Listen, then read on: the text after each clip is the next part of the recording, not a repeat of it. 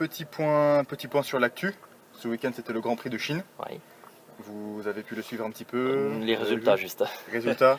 On a Lewis Hamilton, écoutez, première place, suivi de Vettel à 6 secondes, puis Max Verstappen à 45 secondes derrière Lewis Hamilton.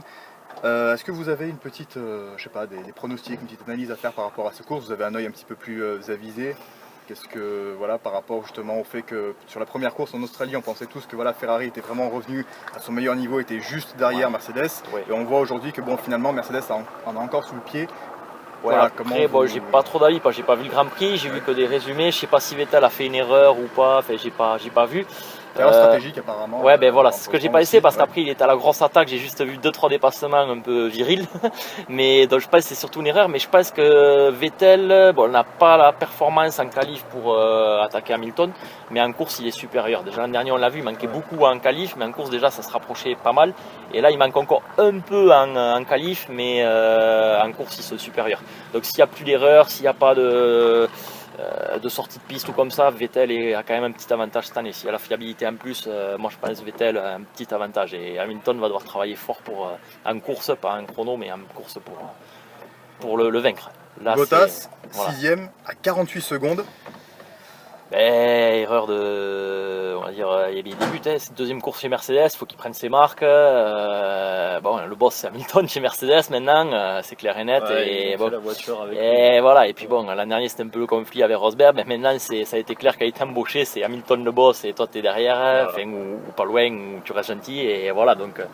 Il essaye de tirer son épingle du jeu, mais c'est pas évident pour lui au début. Là, il va falloir encore quelques grands prix. Entre temps, on a eu après Verstappen, Ricciardo, Raikkonen, qui perd une place, Bottas, on en a parlé, et qui finissent finalement les points. On a 7ème Sainz, 8ème Magnussen, 9ème Perez et 10ème Esteban Ocon. Ça par contre c'est excellent, parce qu'il était mal parti. Et puis après c'est bien, un Français, ça fait 2 fois qu'il est dans les points. Il débute aussi lui dans cette écurie et il finit juste derrière son coéquipier qui connaît bien l'auto et l'écurie. Donc c'est vraiment pour lui, ça s'annonce bien. Il fait le parcours sans faute pour le moment et que ça continue. Grosjean 11ème, je pense qu'il n'y a pas grand chose à dire. Il a fait un petit peu ce qu'il a pu avec son auto.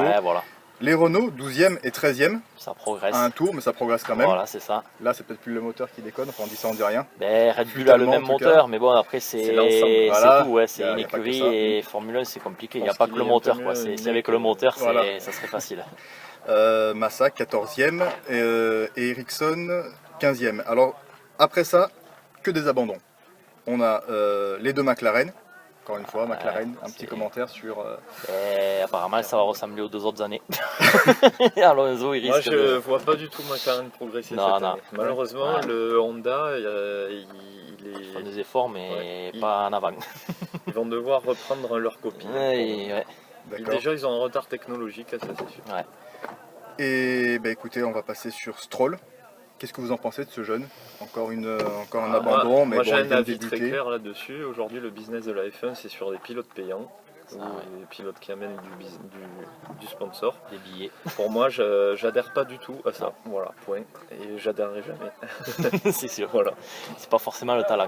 Greg, un petit commentaire sur ce bonhomme? Moi, je m'en suis pas. Je connais pas personnellement. Je veux dire pas personnellement, mais j'ai jamais trop suivi. J'en ai entendu comme ça. Donc après, j'avais un avis sans plus, mais ce qu'il dit, je suis tout à fait d'accord. Après, pas plus d'avis que ça. D'accord. Et on va finir sur une dernière question, toujours sur l'actu. Est-ce que ce week-end, il y a eu, ou même ces dernières semaines, un événement ou une compétition dont vous aimeriez parler? Peut-être qu'on n'en parle pas trop, et peut-être que vous, pour rallye, le Tour de Corse, Tour de Corse qui est exceptionnel.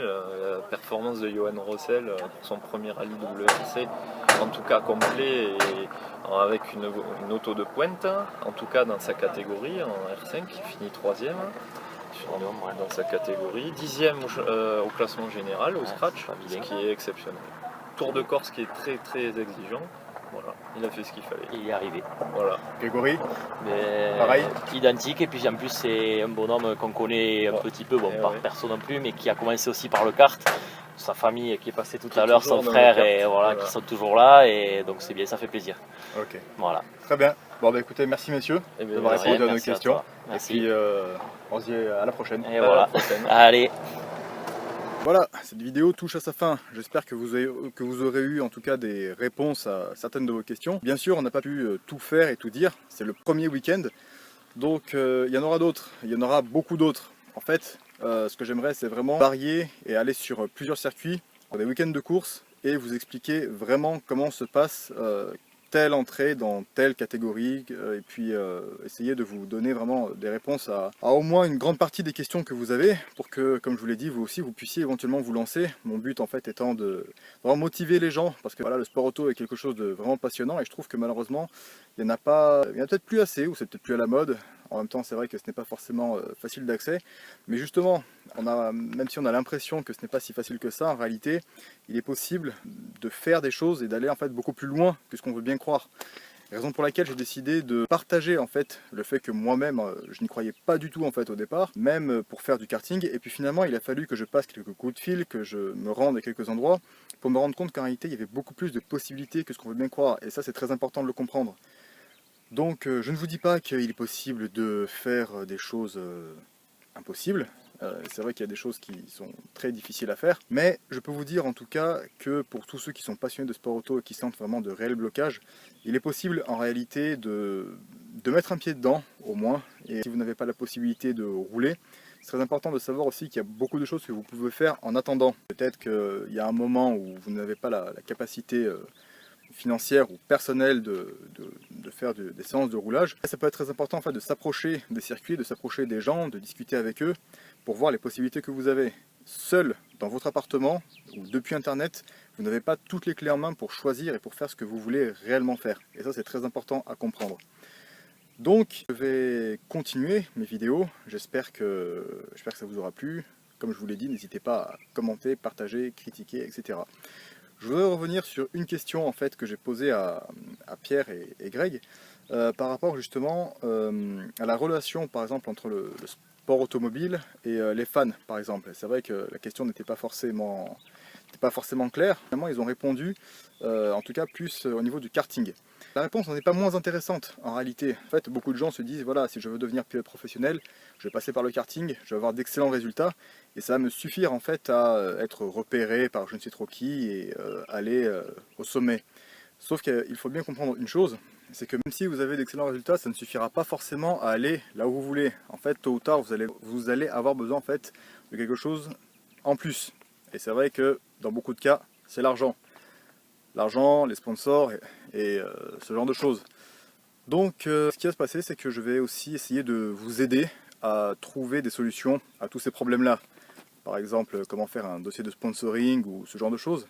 Je vais essayer de vraiment vous filer un coup de main pour que vous puissiez aller là où vous voulez et que vous puissiez vous lancer dans votre passion. Il ne s'agira pas d'essayer, il s'agira de le faire, étant donné que je vous donnerai en tout cas toutes les clés pour le faire et que j'interrogerai des gens, des professionnels qui seront là pour vous dire tout ce que vous devez faire et qui seront prêts à éventuellement vous conseiller. Voilà, donc écoutez, j'espère que ça vous a plu. Et puis voilà, on se dit à la prochaine pour de nouvelles vidéos. Merci à Greg, merci à Pierre qui ont répondu à mes questions, ils ont été géniaux. Et puis voilà, ciao!